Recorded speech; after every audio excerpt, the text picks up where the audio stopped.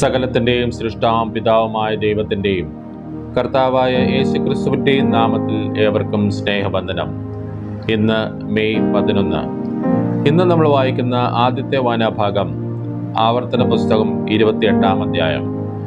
ആവർത്തന പുസ്തകം 28-ാം അധ്യായം 1-ാം വാക്യം മുതൽ. നിന്റെ ദൈവമായ യഹോവയുടെ വാക്ക് നീ ശ്രദ്ധയോടെ കേട്ട് ഞാൻ ഇന്ന് നിന്നോട് ആജ്ഞാപിക്കുന്ന അവന്റെ സകല കൽപ്പനകളും പ്രമാണിച്ച് നടന്നാൽ നിന്റെ ദൈവമായ യഹോവ നിന്നെ ഭൂമിയിലുള്ള സർവ്വജാതികൾക്ക് മീതെ ഉന്നതമാക്കും.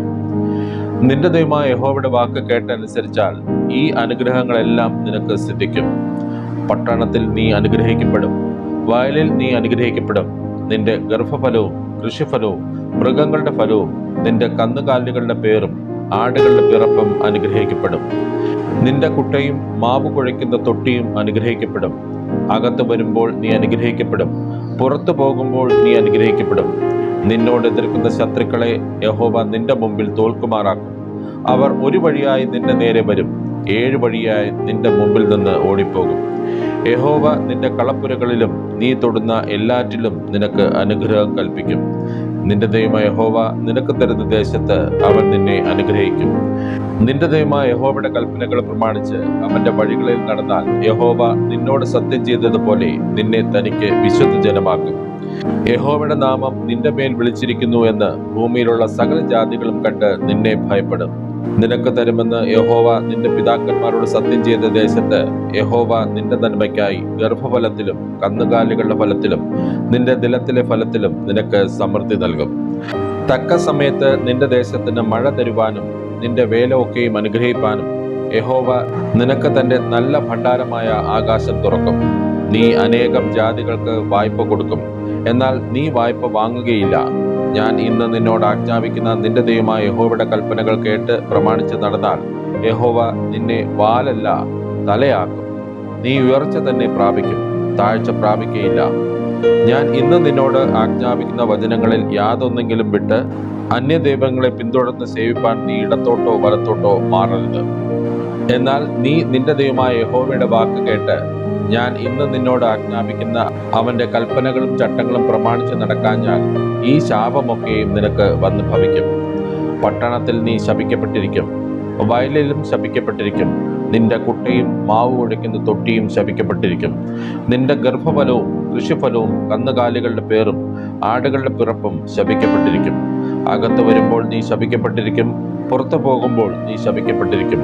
എന്നെ ഉപേക്ഷിച്ച് ചെയ്ത ദുഷ്പ്രവൃത്തികൾ നിമിത്തം നീ വേഗത്തിൽ മുടിഞ്ഞു പോകും വരെ നിന്റെ കൈ തൊടുന്ന എല്ലാറ്റിലും യഹോവ ശാപവും പരിഭ്രമവും പ്രാഗും അയക്കും. നീ കൈവശമാക്കുവാൻ ചെല്ലുന്ന ദേശത്ത് നിന്ന് നിന്നെ മുടിച്ചു കളയും വരെ യഹോവ നിനക്ക് മഹാമാരി പിടിപ്പിക്കും. ക്ഷയരോഗം, ജ്വരം, പുകച്ചൽ, അത്യുഷ്ണം, വരൾച്ച, വെൺകതിർ, വിഷമഞ്ഞ് എന്നിവയാൽ യഹോവ നിന്നെ ബാധിക്കും. നീ നശിക്കും വരെ അവ നിന്നെ പിന്തുടരും. നിന്റെ തലയ്ക്ക് മീതെയുള്ള ആകാശം ചെമ്പും നിനക്ക് കീഴുള്ള ഭൂമി ഇരുമ്പും ആകും. യഹോവ നിന്റെ ദേശത്തിലെ മഴയെ പൊടിയും പൂഴിയുമാക്കും. നീ നശിക്കും വരെ അത് ആകാശത്തിൽ നിന്ന് നിന്റെ മേൽ പെയ്യും. ശത്രുക്കളുടെ മുമ്പിൽ യഹോവ നിന്നെ തോൽക്കുമാറാക്കും. നീ ഒരു വഴിയായി അവരുടെ നേരെ ചെല്ലും, 7 വഴിയായി അവരുടെ മുമ്പിൽ നിന്ന് ഓടിപ്പോകും. നീ ഭൂമിയിലെ സകല രാജ്യങ്ങൾക്കും ഒരു ബാധയായി തീരും. നിന്റെ ശവം ആകാശത്തിലെ സകല പക്ഷികൾക്കും ഭൂമിയിലെ മൃഗങ്ങൾക്കും ഇരയാകും. അവയെ ആട്ടിക്കളവാൻ ആരും ഉണ്ടാകുകയില്ല. യഹോവ നിന്നെ മിസ്രൈമിലെ പരുക്കൾ, മൂലവ്യാധി, ചൊറി, ചിരങ്ങ് എന്നിവയാൽ ബാധിക്കും. അവ സൗഖ്യമാകുകയുമില്ല. ഭ്രാന്തും അന്ധതയും ചിത്തഭ്രമവും കൊണ്ട് യഹോവ നിന്നെ ബാധിക്കും. കുരുടൻ അന്ധതമസിൽ തപ്പി നടക്കുന്നത് പോലെ നീ ഉച്ച സമയത്ത് തപ്പി നടക്കും. നീ പോകുന്നിടത്തെങ്ങും നിനക്ക് ഗുണം വരികയില്ല.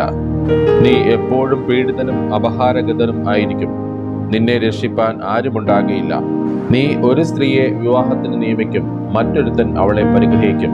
നീ ഒരു വീട് പണിയിക്കും, എങ്കിലും അതിൽ പാർക്കയില്ല. നീ ഒരു മുന്തിരിത്തോട്ടം നട്ടുണ്ടാക്കും, ഫലം അനുഭവിക്കുകയില്ല. നിന്റെ കാളയെ നിന്റെ മുമ്പിൽ വെച്ച് അറക്കും, എന്നാൽ നീ അതിന്റെ മാംസം തിന്നുകയില്ല. നിന്റെ കഴുതയെ നിന്റെ മുമ്പിൽ നിന്ന് പിടിച്ചു കൊണ്ടുപോകും, തിരികെ കിട്ടുകയില്ല. നിന്റെ ആടുകൾ ശത്രുക്കൾക്ക് കൈവശമാകും, അവയെ വിടുവിപ്പാൻ നിനക്ക് ആരും ഉണ്ടാകുകയില്ല.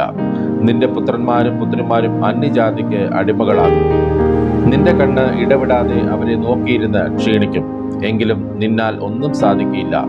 നിന്റെ കൃഷിഫലവും നിന്റെ അധ്വാനമൊക്കെയും നീ അറിയാത്ത ജാതികൾ അനുഭവിക്കും. നീ എല്ലാ നാളും ബാധ്യതനും പീഡിതനുമാകും. നിന്റെ കണ്ണാലെ കാണുന്ന കാഴ്ചയാൽ നിനക്ക് ഭ്രാന്ത് പിടിക്കും. സൗഖ്യമാകാത്ത പരുക്കളാൽ യഹോവ നിന്നെ ഉള്ളംകാൽ മുതൽ നെറുക വരെ ബാധിക്കും. യഹോവ നിന്നെയും നീ നിന്റെ മേലാക്കിയ രാജാവിനെയും നീ ആകട്ടെ നിന്റെ പിതാക്കന്മാരാകട്ടെ അറിഞ്ഞിട്ടില്ലാത്ത ഒരു ജാതിയുടെ അടുക്കൽ പോകുമാറാക്കും. അവിടെ നീ മരവും കല്ലുമായ അന്യദൈവങ്ങളെ സേവിക്കും. യഹോവ നിന്നെ കൊണ്ടുപോകുന്ന സകല ജാതികളുടെയും ഇടയിൽ നീ സ്തംഭനത്തിനും പഴഞ്ചൊല്ലിനും പരിഹാസത്തിനും വിഷയമായി തീരും. നീ വളരെ വിത്ത് നിലത്തിലേക്ക് കൊണ്ടുപോകും, എന്നാൽ വെട്ടുക്കിളി തിന്നുകളകൊണ്ട് കുറെ മാത്രം കൊയ്യും.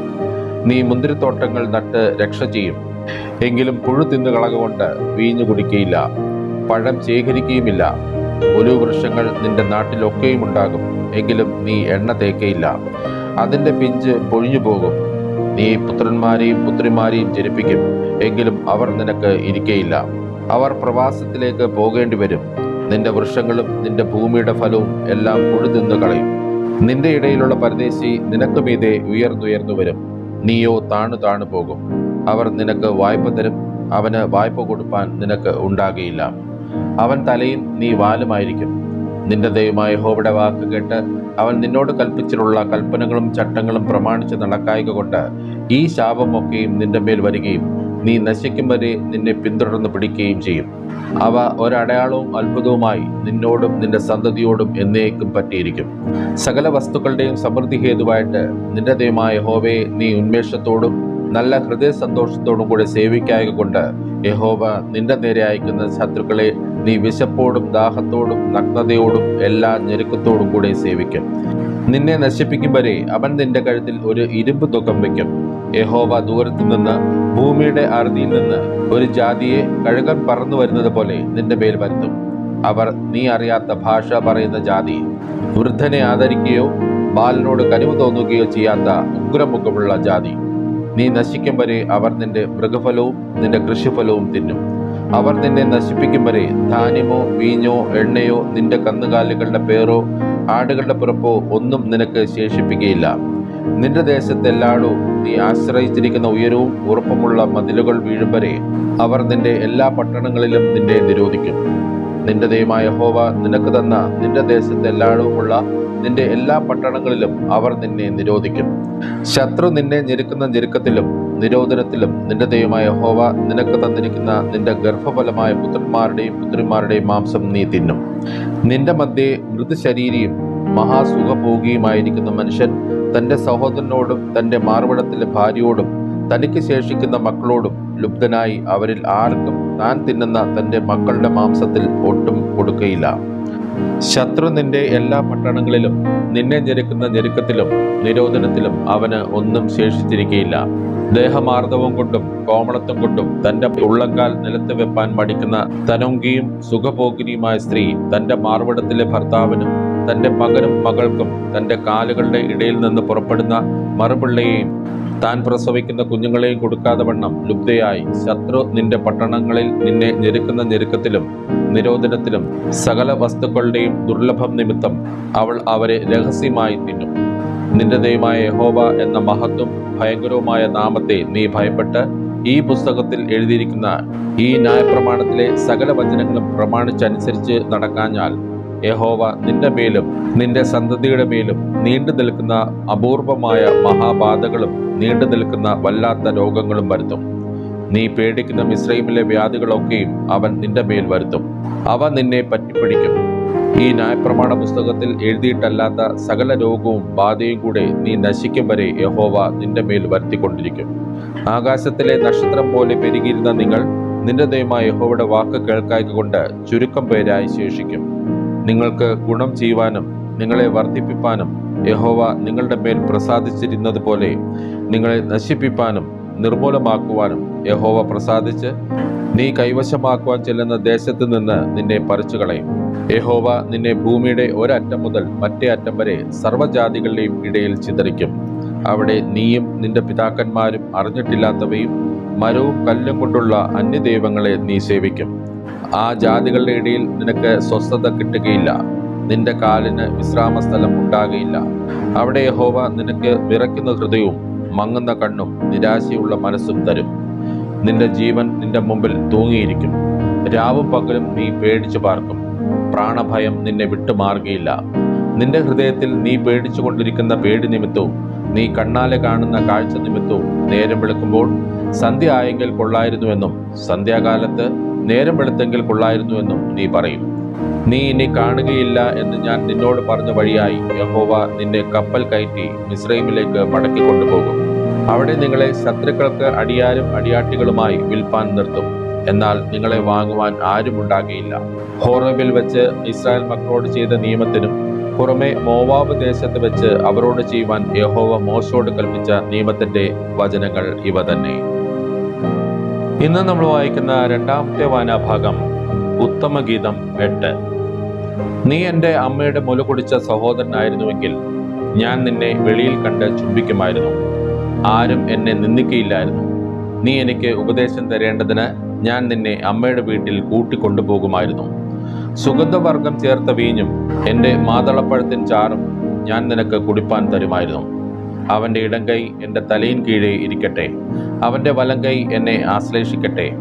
യെരൂശലേം പുത്രിമാരെ, പ്രേമത്തിന് ഇഷ്ടമാകുവോളം അതിനെ ഇളക്കരുത്, ഉണർത്തുകയും അരുത് എന്ന് ഞാൻ നിങ്ങളോട് ആണയിട്ട് അപേക്ഷിക്കുന്നു. മരുഭൂമിയിൽ നിന്ന് തൻ്റെ പ്രിയന്റെ മേൽ ചാരിക്കൊണ്ട് വരുന്നോരിവൾ ആർ? നാരകത്തിൻ ചുവട്ടിൽ വെച്ച് ഞാൻ നിന്നെ ഉണർത്തി. അവിടെ വെച്ചല്ലോ നിന്റെ അമ്മ നിന്നെ പ്രസവിച്ചത്. അവിടെ വെച്ചല്ലോ നിന്നെ പെറ്റവൾക്ക് ഈറ്റുനോവ് കിട്ടിയത്. എന്നെ ഒരു മൃദുമോതിരത്തിനായി നിന്റെ ഹൃദയത്തിന്മേലും ഒരു മുദ്രമോതിരത്തിനായി നിന്റെ ഭുജത്തിന്മേലും വെച്ചുകൊള്ളണമേ. പ്രേമം മരണം പോലെ ബലമുള്ളതും പത്നീവൃതശങ്ക പാതാളം പോലെ കടുപ്പമുള്ളതും ആകുന്നു. അതിൻ്റെ ജ്വലനം അഗ്നിജ്വലനവും ഒരു ദിവ്യജ്വാലയും തന്നെ. ഏറിയ വെള്ളങ്ങൾ പ്രേമത്തെ കൊടുപ്പാൻ പോരാ, നദികൾ അതിനെ മുക്കിക്കളകയില്ല. ഒരുത്തൻ തന്റെ ഗൃഹത്തിലുള്ള സർവ്വസമ്പത്തും പ്രേമത്തിന് വേണ്ടി കൊടുത്താലും അവനെ നിന്ദിച്ചു കളയും. നമുക്ക് ഒരു ചെറിയ പെങ്ങളുണ്ട്, അവൾക്ക് സ്തനങ്ങൾ വന്നിട്ടില്ല. നമ്മുടെ പെങ്ങൾക്ക് കല്യാണം പറയുന്ന നാളിൽ നാം അവൾക്ക് വേണ്ടി എന്തു ചെയ്യും? അവൾ ഒരു മതിലെങ്കിൽ അതിന്മേൽ ഒരു വെള്ളി മകുടം പണിയാമായിരുന്നു. ഒരു വാതിലെങ്കിൽ ദേവദാരു പലക കൊണ്ട് അടയ്ക്കാമായിരുന്നു. ഞാൻ മതിലും എൻ്റെ സ്തനങ്ങൾ ഗോപുരങ്ങൾ പോലെയുമായിരുന്നു. അന്ന് ഞാൻ അവൻ്റെ ദൃഷ്ടിയിൽ സമാധാനം പ്രാപിച്ചിരുന്നു. ശലോമോന് ബാൽ ഹാമോനിൽ ഒരു മുന്തിരിത്തോട്ടം ഉണ്ടായിരുന്നു. ആ മുന്തിരിത്തോട്ടം അവൻ കാവൽക്കാരെ ഏൽപ്പിച്ച് അതിൻ്റെ പാട്ടമായിട്ട് ഓരോരുത്തൻ 1000 പണം വീതം കൊണ്ടുവരേണ്ടിയിരുന്നു. എൻ്റെ സ്വന്തം മുന്തിരിത്തോട്ടം എൻ്റെ കൈവശം ഇരിക്കുന്നു. ശലോമോനെ, നിനക്ക് 1000-ഉം ഫലം കാക്കുന്നവർക്ക് 200-ഉം ഇരിക്കട്ടെ.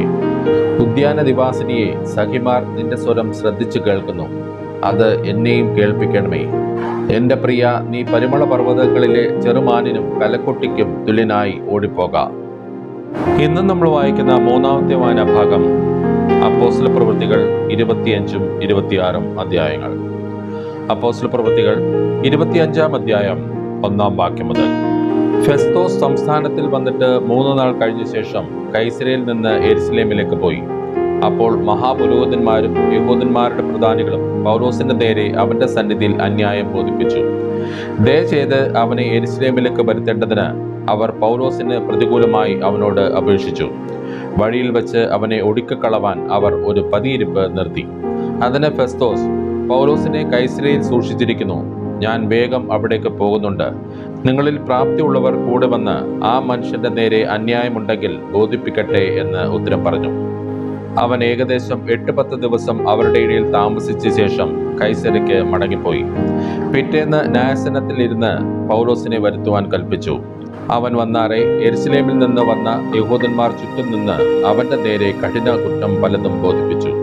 പൗലോസോ യഹൂദന്മാരുടെ ന്യായപ്രമാണത്തോടാകട്ടെ ദൈവാലയത്തോടാകട്ടെ കൈസരോടാകട്ടെ ഞാൻ ഒരു കുറ്റവും ചെയ്തിട്ടില്ല എന്ന് പ്രതിപാദിച്ചാറെ ആ കുറ്റങ്ങളെ തെളിയിപ്പാൻ അവർക്ക് കഴിഞ്ഞില്ല.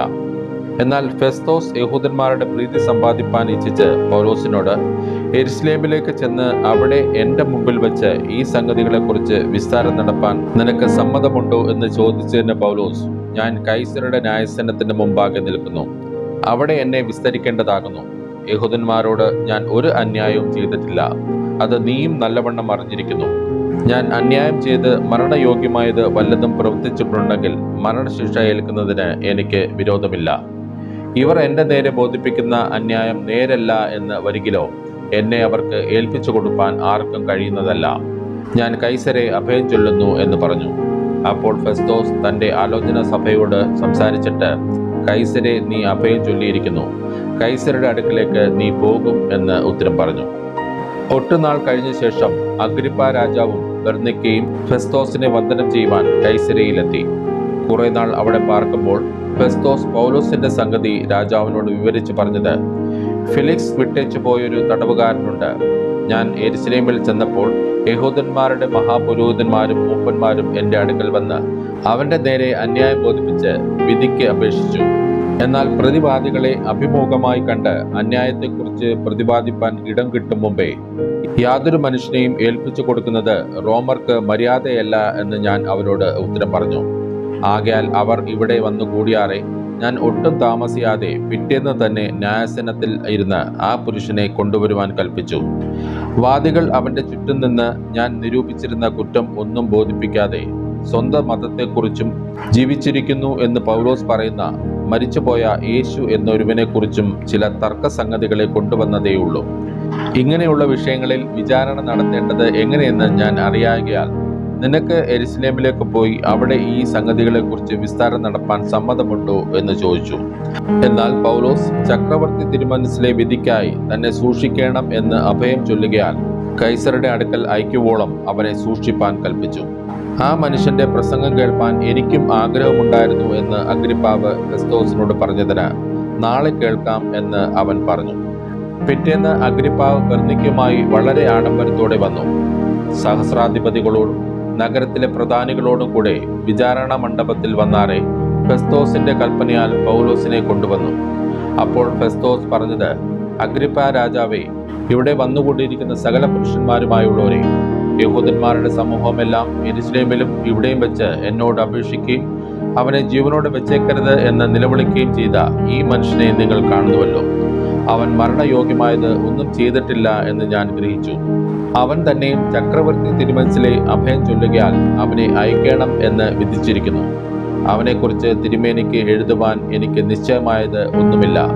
അതുകൊണ്ട് വിസ്താരം കഴിഞ്ഞിട്ട് എഴുതുവാൻ വല്ലതും ഉണ്ടാകേണ്ടതിന് അവനെ നിങ്ങളുടെ മുമ്പിലും വിശേഷാൽ അഗ്രിപ്പാ രാജാവെ തിരുമുമ്പിലും വരുത്തിയിരിക്കുന്നു.